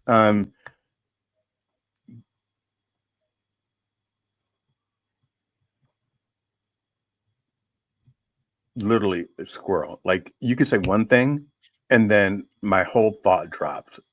That's So, okay. I can finish off where I was going, and please, which is, guys, it is okay to feel the emotions. It's okay to cry. Doesn't mean you're out there. You know what? The best way to sum it up is actually a wrestler from back in the day, WWE, Macho Man Randy Savage. And I remember seeing it as a kid. And he comes on there and he's, I've cried 1,000,000 tears. I'll cry 1,000,000 more. I've slithered with the snakes and I've soared with the eagles. But I'll rise up the next day. damn. Macho Man Randy Savage.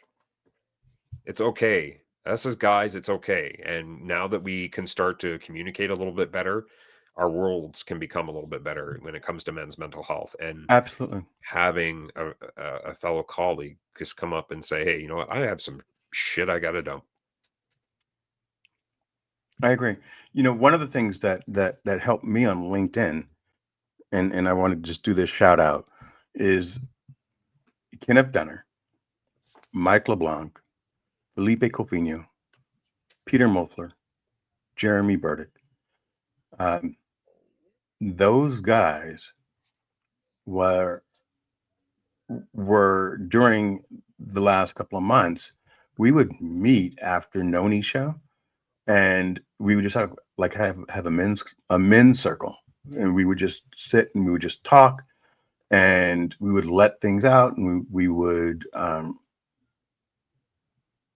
just share.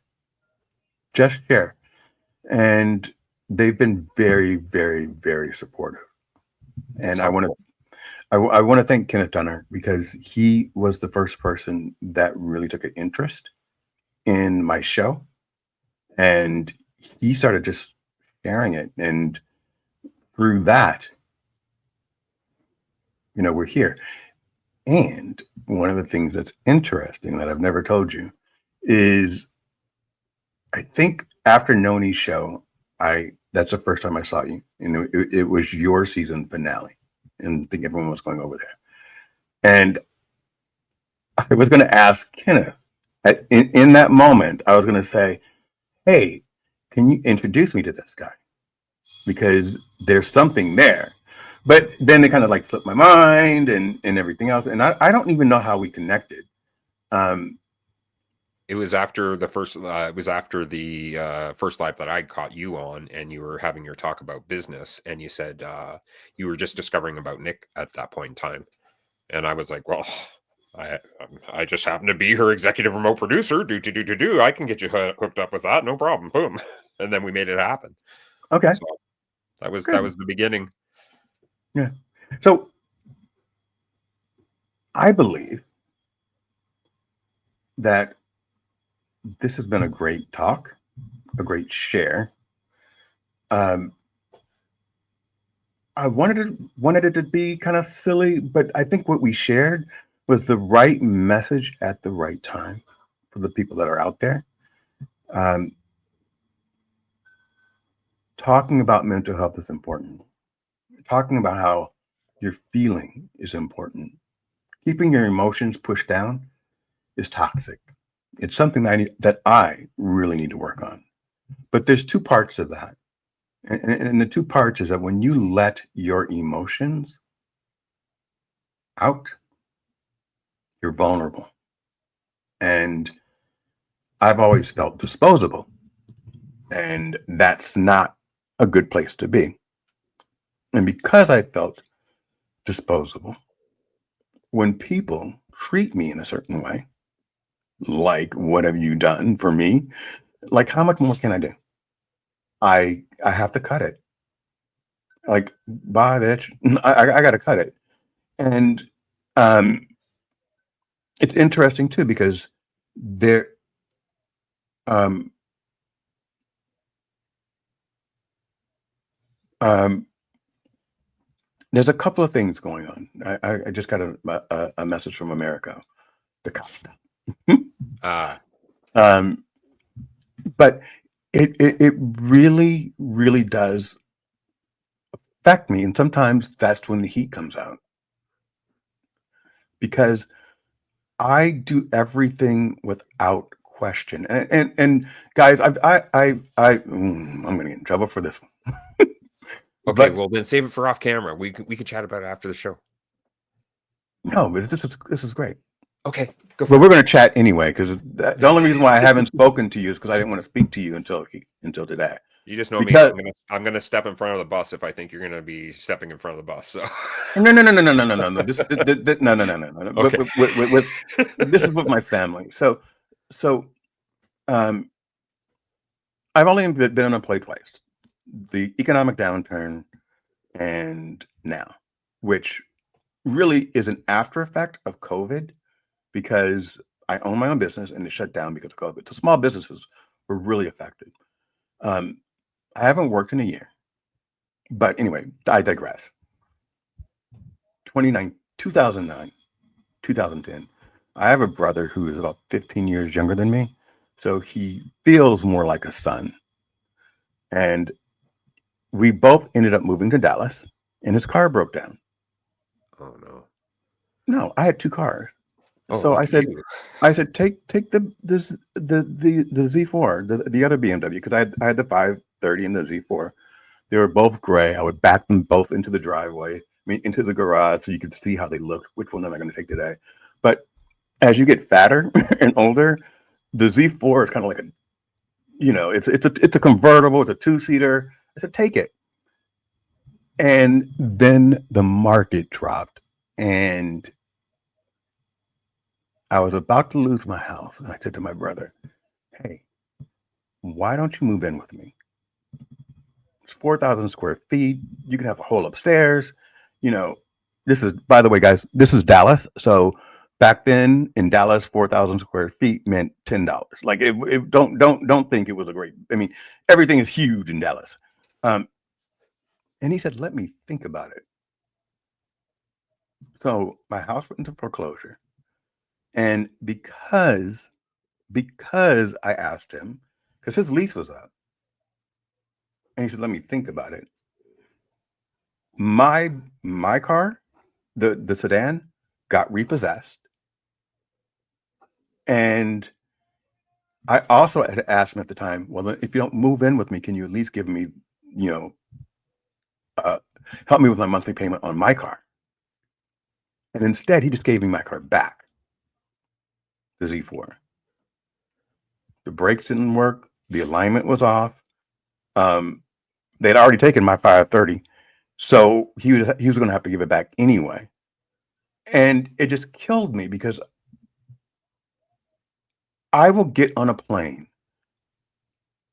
Well, not now because I don't trust America in the skies. But Give me a couple weeks. I'm back on another one. but literally, He'd asked me one time, he said, I'm having a really bad day and I don't like it where I'm at. And I got him a ticket that same day and he was at my house the next. So it kills me because whenever anyone asks me for anything, I do it. I don't ask them when they can pay it back. I don't ask them why they need it. I don't ask them what they're doing for themselves. Unless they're using like a drug user or something like that. You know, no, I have it. I have extra. I have more than I need. And that's why I say I want to be, my life is thriving. And once you get into that thriving mindset, you can help more people. You can help more. And so we are conditioned sometimes to be selfless because we think it's selfish, but you can help a lot of other people. Anyway, that's why everybody out there, when I cut, it's because there's a reason for it. And the final thing is, you don't ask someone that owns a show that's called UBU Live to not be themselves. So 100%. yeah, there's that. And you got Soul Man backing on that. Like, don't do it, and don't ask me back. No, you told me you didn't want me on there. So anyway, that's it. We'll go into the details later. Okay. And Mike has been, Mike LeBlanc has been like kind of pulling me back. He's like, Bill, let it go. Bill, let it go. Bill, let it go. And I'm just like, no, there's no. And I'm not stubborn. I am not stubborn. I'm open-hearted. I'm easygoing. I love everybody until you fuck with me. I'm absolutely stubborn. I'm Scottish. And do not take my kindness for weakness. Yes. Because I'm not weak by any means, you know. And there is, just because you're a caring soul doesn't mean you're a fool. Fist bump. That way. There we go. You got it. You got it. See? Nice. All right. So, ladies and gentlemen, what is the one question that you have out there about Aaron Gibson that you really want to know? And I do not want the question to come from Nick, Melissa, Leslie, or Felipe. I want a question, a solid question. There was actually, I think it was Mike actually earlier that asked. Mike's gonna do, Mike writes paragraphs. The other thing is, I have that's it. Felipe saying, "Let it go, let it go," because he knows. He's the other one. He's the other one. Who's like, let it go. I'll write with you, Lauren. Is that Lauren from yesterday? Let's write about it. Yeah. That's Lauren. It is. Yeah, from the book. Yeah. How are you doing, Lauren? I was worried about you. Did you check in on? Did you check in? Absolutely, I check in on all my special guests. You never checked in on me after your show. We were talking right after the show, man. No, you scared me after the show. I called you up, and then you were shocked that I was calling you on the cell phone, and I was like, "Well, I need your number." Really? Yeah, it was literally like the next day. I always check up on every one of my special guests, especially if we've touched on something that's been triggering for them. And then well, I don't remember we touching on anything that was triggering. No, we didn't touch on it. That's why our check-in was very I still checked in with you, but I didn't ask how you were doing because you already expressed how you were doing. How was I doing? I hated myself. You were Bill, and I appreciate Bill. I hated myself on your show. I felt like I was so excited that I was garbling my words and I sounded drunk, and I wasn't. And the reason why I say that is because I've just admitted to my friend Gina Ballerin on my show that I think I'm an alcoholic. And so when I look at that, I'm like, was I drinking? Like, I don't think so. I just think I was super excited. But what fucked me up was, and y'all, if I was better at this stuff, I would show you. But this man said, I twerk. And then he said he didn't say it, but he That was did. Kenny D that said that. I twerk. No, you said it. You, my friend. And I have gone, during yeah, and I was like, no, and then I You- heard, yes. you kept I you kept cannot saying twerk. My butt don't work that way. no, but no, you don't understand. See, this is what I'm talking about, communication. See, he was talking, and Felipe, shut up. He was talking, and you said twerk, and then my mind got stuck on it. So when you when you replay the tape, I don't know what word you were trying to say, right? But maybe you were trying to say to work, To work was probably. and you said it super fast, and I heard twerk. And then you're like saying, I didn't say that in my mind. I'm like, yeah, you did, but I can't argue with you because I can't say roll the clip. So that's where it kind of got kind of weird. I was like, okay, don't drink, please. You need to remember today. We've got questions. I think Mike actually just asked a question. Oh, Hold on.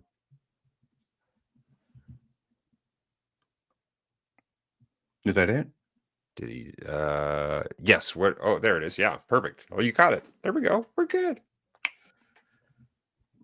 What am I most proud of in my creative endeavors? That would be my son. 100%. You did Nothing in this create him. world stops him. He took 9 years to make. What? Why? I mean, do you want to talk about it? 9 years of trying. With my ex, we tried for 9 years. Literally, not at any given point. It was actually once we touched Ganesh in the Calgary Zoo that she got pregnant just before a trip to Disneyland, and it was You it was a touched blessing. who?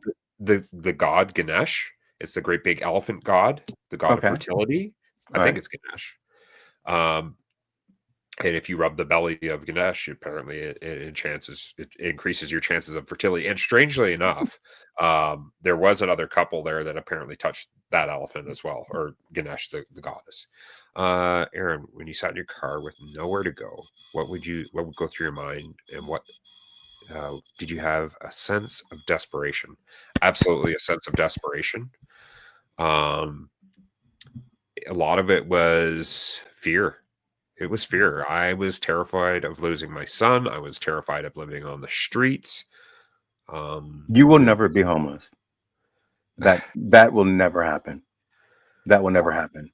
Not with what you're creating. Not again. No, not with what you're creating. There's so much love surrounding you that just keep moving forward. Just keep moving forward. Will do. But anyway, finish going through. Did you have a sense of desperation? Yeah. Just finish answering that. Absolutely did have a desperation for just trying to find a job so that I could pay the bills, and I didn't have to again explain to everybody that I was living out of the car, because the people that I was living with were not healthy to be around. Okay, in your video music endeavors, anyone song show something that you did pro bono? He's done a lot of I've stuff pro bono. I've done I donated Careers Chaos and Coaching. That their intro was donated. Initially, but I'm one of transparency. Initially, I had gifted Melissa Houston with her intro, but she insisted on paying me for it, so she did that. Leslie Flowers was also gifted with her intro this year for Mind Over Matter Mondays. And yeah, I've done quite a few pro bono events for people. I think I've donated, I think it was over $4,200 this year in pro bono work. So Yeah. Do you want to? why should we have expectations of anyone? Goodness, I have lots of friends. I don't expect them to buy every book I publish. That's so silly. Well, Nick, no, not everybody's going to buy the book that we publish, but we're going to draw in the right people that want to buy that book. Absolutely. Absolutely. I think you should read your full chapter one day of the first one, Only for Nick. only for Nick. Only for No. I'm not asking you to do Oh. it here. No. I'm not asking you to do it here. But I think one day that would be great because it made, and I'm squirrel too, Nick. I'm getting all three. I just have been focused. Literally, I'm going to buy it now. How do I find it? It's on Amazon. The first Well- one is a note to my family. I am your legacy. Hold on. Stop. I'm going to literally buy it right now, so everyone can buy it with me. So everyone, is it a QR code? Is there? Hold on. I think I. So it's we a started note. working on QR codes for the second book, or maybe it was the third book. I know. It's Aaron. It's okay. Stop. See, these are the things I mean that I have to say. I have to feel comfortable enough saying stop. Not the family. I like the family. I know she's got a QR code somewhere. Maybe she could share that in the. I got it. All right, beautiful. The other thing to do is just also look up Guiding Brilliant Writers Publishing.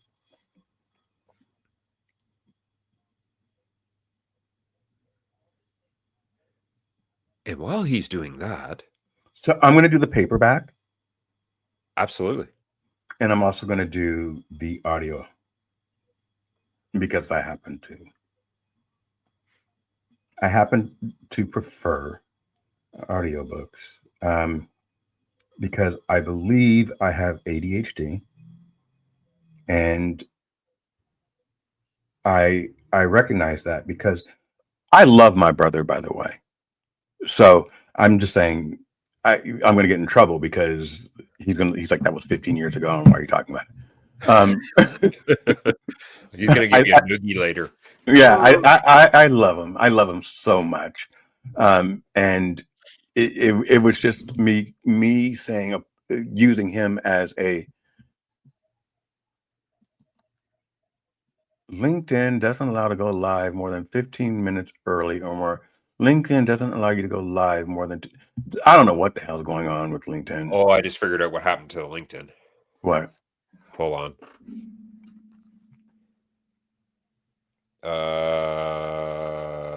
Give me 1 second here. No, the timing was correct. Yeah, no, that's not it. I know how to set up a show. Everything else is No, good. I know you know how to set up a show, but there's times when we had the time shift already. But sometimes I've put on a show on my when I've done it through StreamYard, Mhm. it has actually changed the time on LinkedIn. And I don't know if it's a LinkedIn thing or StreamYard thing. So I'm just going to sit here and think that people are haters, but it was a good show. So challenges that I've had throughout my life. 21, I tried to commit suicide. That's why it's always welcome to see that 988 up. As I said, I've always felt disposable. So at 20, I left the house at 16. By 21, I felt abandoned. I felt like there was no one out there for me, and there was no one to depend on. So sleeping pills, Tylenol, and a bottle of vodka. And I woke up. The reason why I want to share this story, if you don't mind, is because when I woke up, my best friend Cedric Wiggins was sitting in a chair, asleep. His legs were hanging over one side of the chair because his butt was in the middle, right? Because it's a chair. So his legs are here, his head's like here, and his butt's in the middle. He's kind of sitting in the chair sideways. And I wake up and he says, "We were supposed to have a barbecue today." And that was the sweetest thing. He didn't say, "What's wrong with you?" He didn't say anything except for, "We were supposed to have a barbecue today." And he stayed with me the whole time. And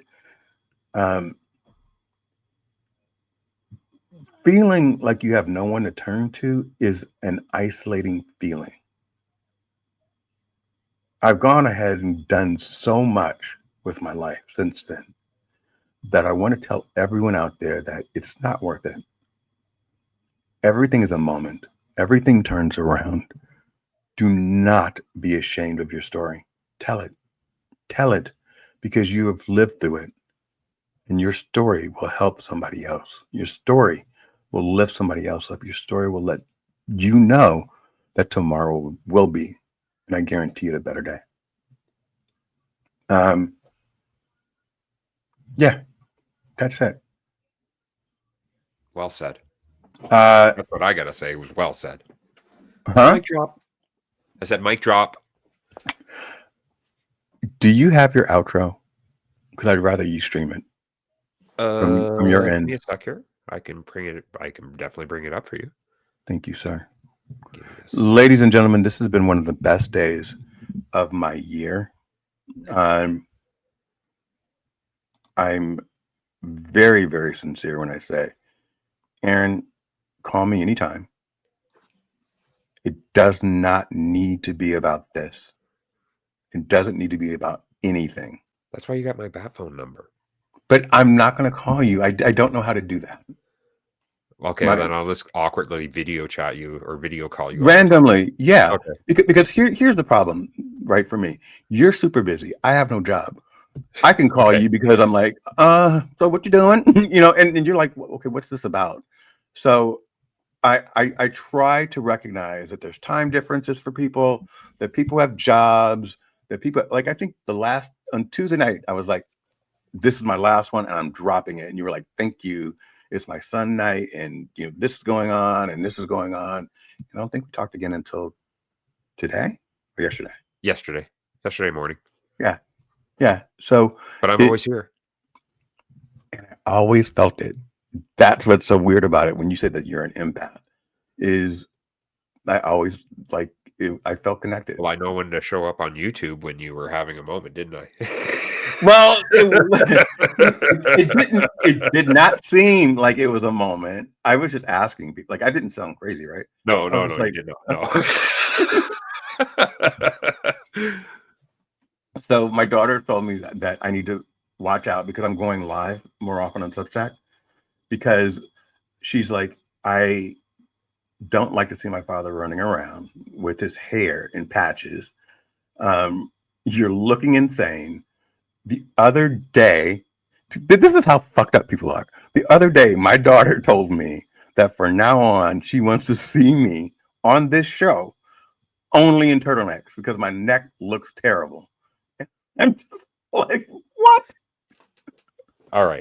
So with much love, She and loves me. respect to yes, with much She love loves me to death. to your daughter, this is UBU. And people appreciate seeing the real, authentic, genuine person behind UBU. So I appreciate that. not everybody is looking for the same thing.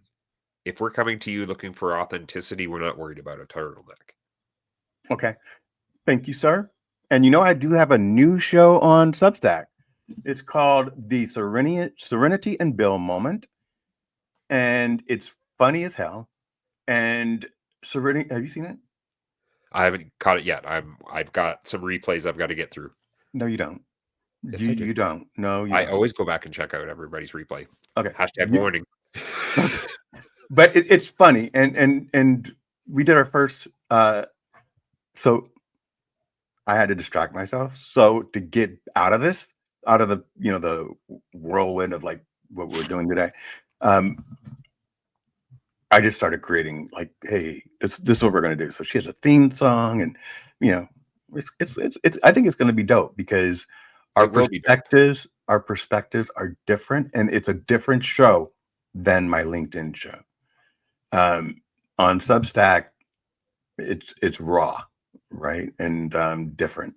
So and also, Aaron, I warn you, don't repost everything because sometimes my stuff. No, is a I little- always, yeah. I'm Okay, always all right. watching My for stuff that. is sometimes a little bit political, and I wanted to make sure Yeah. that you knew that. Oh yeah, so- I take care of my family. All right. Thank you very much. This has been a joy, and I needed it. I needed it so much in this moment. And I would love to get back to our circle, our men's circle guys. I missed that. I've been totally drowned in this, so I owe Mike a call.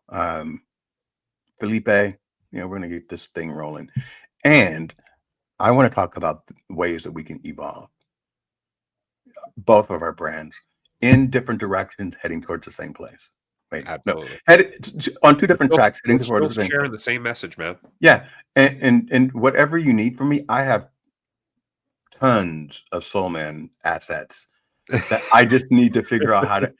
I just need to figure out how to get it to you. So I'm not as organized, so I need to figure, like, everything's like Soulman, and we didn't use half of it. So just consider, like, I have thousands of different frames.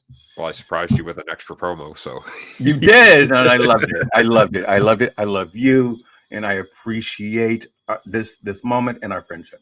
So, with that said, we have 10 people hanging on. So we went from 400 to 10, and just recently, like, we're at the 2-hour mark. yeah. And this, my friends, will get better and better and better. Maybe even a 3-way. Mike, no.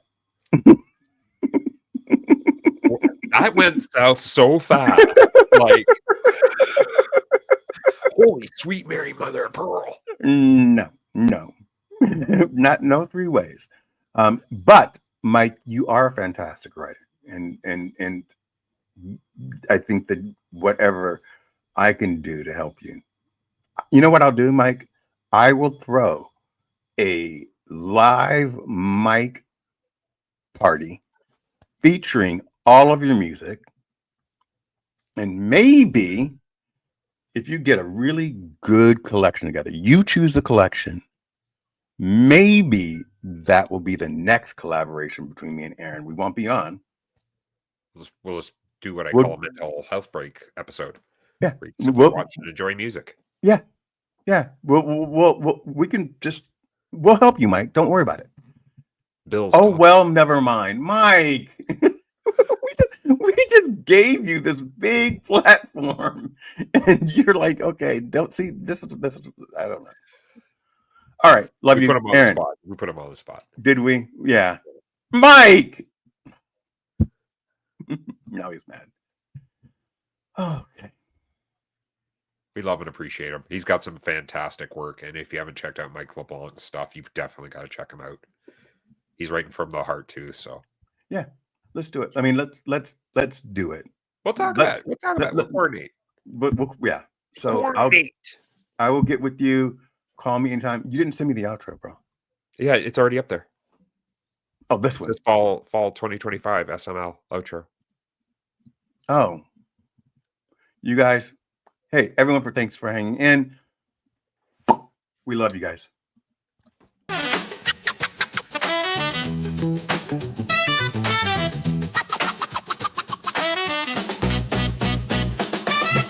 Soul Man, shining bright, lighting up the darkest night, helping those in silent fight, sending hugs big and tight. Shine your light, oh so bright, spread love, make it right.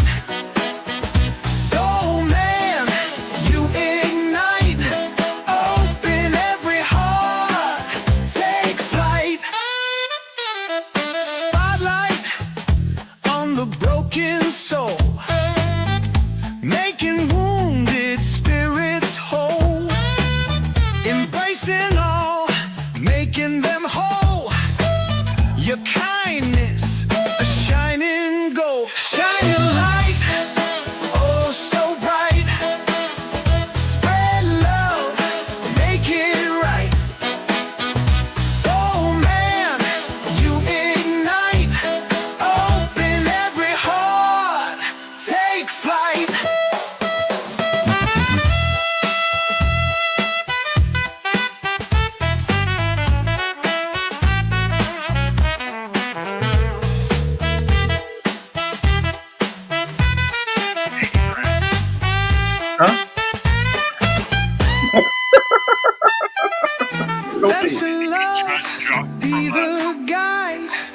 Oh, I didn't see you. In you, Oh, you're in- all fear Oh, just fucking subside. Together we'll stand with pride. Your warmth, a healing tide. Shine your light, oh so bright. Spread love, make it right. So man, you ignite hope in every heart. Take flight.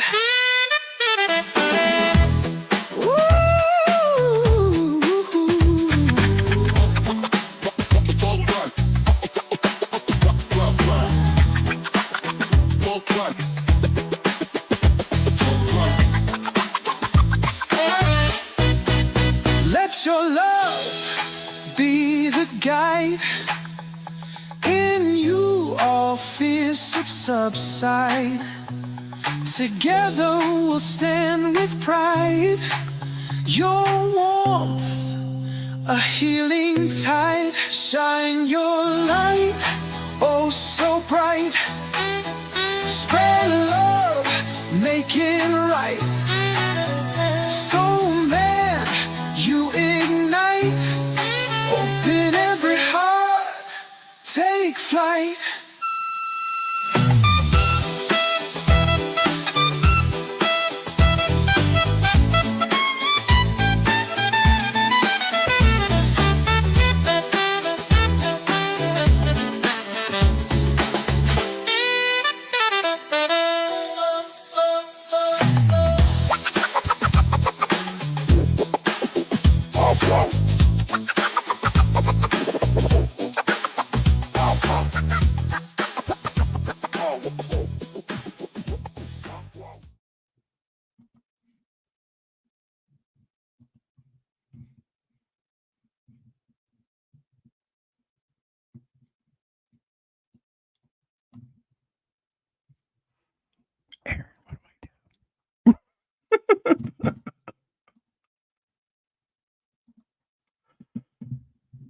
Okay. You gotta press the end live. Hold on. I have to, but I have to take my outro out. I forgot. Oh, Hi, everybody. we could play your outro too. It works. No. Then it would be another 2 minutes. No one's here, But it's still live. but it's still live.